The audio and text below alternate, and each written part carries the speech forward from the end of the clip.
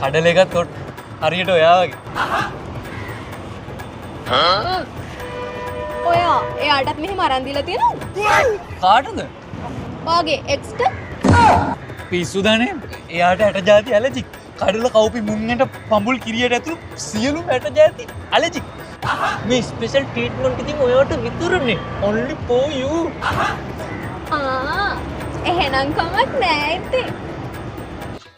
පාරේ මේ පැත්තට එන්න. මම මේ පැත්තෙන් එන්න. වාහනයක්වත් ඇවිත් තලාගෙන ගියොත් මං අය මුල ඉඳන් එකට ටෝක් කරගන්න.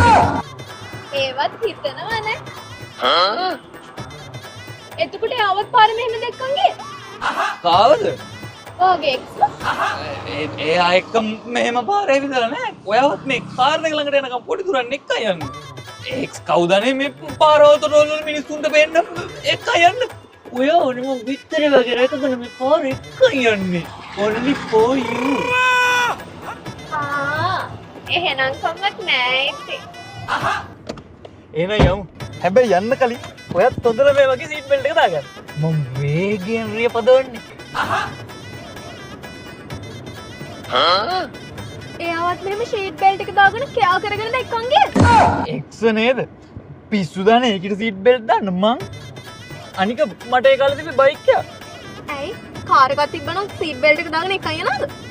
සීට් බෙල්ට් තියා ඉනට දාන බෙල්ට් එකක් මං ඔයකට දාන්න යන්නේ නෑනේ. ඒකි මොකද ඔයා එක්ක බැලුවම. මේ සේරම සැලකිලි ඔයාට විතරනේ. only for you. එහෙනම් කමක් නෑ ඉතින්.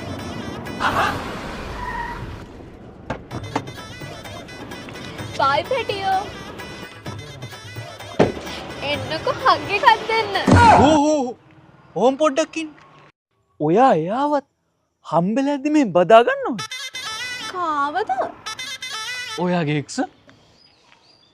අතීත කොමෙන් කෝට් ටික ගෑනුන්ගේ පරණ කුලහන එකම විඳලා ඔයා හින්දා තවම නැහැ මන්